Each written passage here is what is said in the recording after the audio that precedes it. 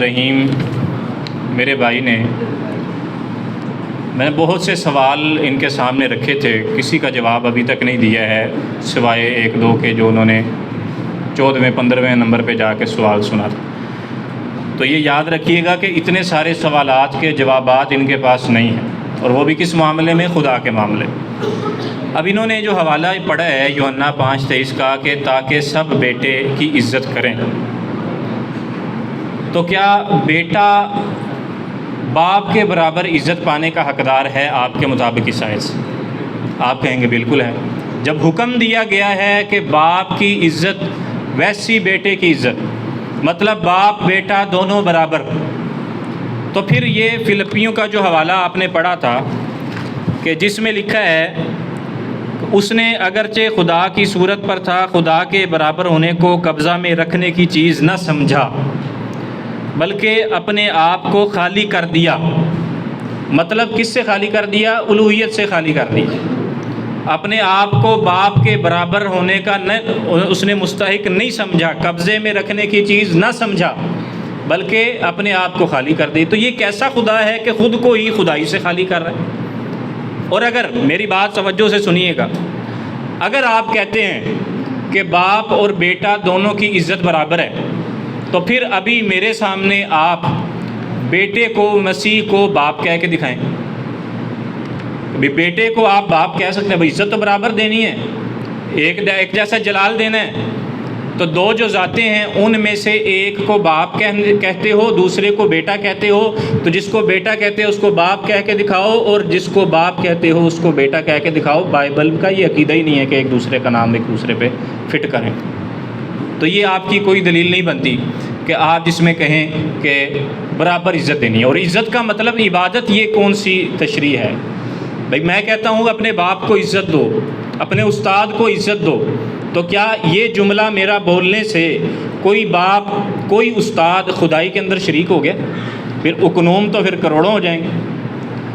اب اگلی بات، اگلا جو انہوں نے حوالہ پڑھا ہے، اور پچھلی دفعہ بھی انہوں نے دو دفعہ پڑھ دیا تھا کہ باپ بیٹے اور روح القدس کے نام سے بپتسمہ دو۔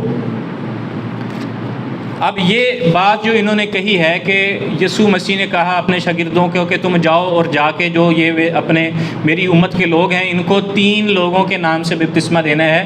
کون کون سے 3؟ خدا باپ، بیٹا اور روح القدس۔ اچھا، اس کے بعد اب اعمال میں آپ دیکھیں گے 2:38 میں کہ جو لوگ جا کے بپتسمہ دے رہے تھے نا، وہ کیا کہتے تھے؟ یسوع کے نام پر بپتسمہ لو اور روح القدس انعام میں پاؤ۔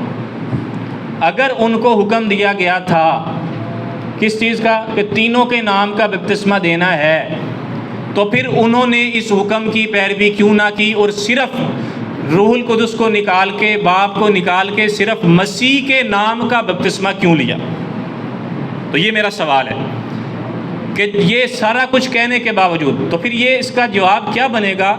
ہم یہ کہتے ہیں کہ یہ عبارت جو آپ کی اس بائبل کے اندر ہے یہ ایک الہاقی عبارت ہے، یہ اس آیت کے ثابت ہونے میں اختلاف ہے۔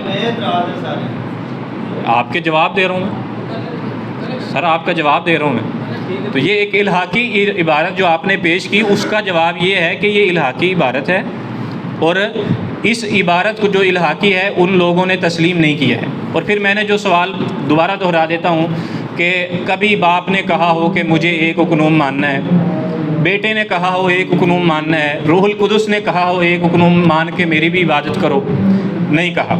میں نے ایک سوال سادہ سا رکھا تھا کہ جو آپ یہ 3 اقانیم مانتے ہیں نا، یہ 3 اجزاء ہیں، 3 صفات ہیں، یہ 3 حیثیتیں، تو ان کی وضاحت کر لیں۔ حیثیت سے مراد یہ ہے کہ ایک شخص اس کی کئی حیثیتیں ہو سکتی ہیں، مطلب کہ ایک شخص وہ ایک وقت میں خامد بھی ہے، بیٹا بھی ہے، اور ایک وقت کے اندر وہ کسی کا باپ بھی ہے۔ یہ اس کی 3 حیثیتیں ہیں۔ اگر ایک عمل ایک شخص کو بھی لاحق ہوتا ہے، اس کا مطلب تینوں ہی اس کے وکٹم ہوئے ہیں۔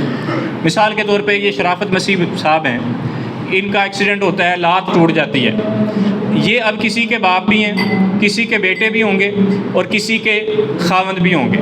اگر ان کی لات ٹوٹتی ہے تو اس کا مطلب خاوند کی بھی ٹوٹ گئی، بیٹے کی بھی ٹوٹ گئی، باپ کی بھی ٹوٹ گئی۔ تو کیا اس طرح 3 حیثیتوں میں جب آپ خدا کو لیں گے اور خدا جب اس دنیا سے مر گیا تھا تو کیا تینوں مر گئے تھے؟ تو یہ میرا سوال ہے، اور اللہ رب العزت سے دعا ہے کہ ہمیں سمجھ کی توفیق عطا فرمائے۔ کہ فوراً بعد دوسرا مناظرہ شروع کریں گے۔ سارے طلبہ اوپر تشریف لے جائیں، نماز پڑھ کے فوراً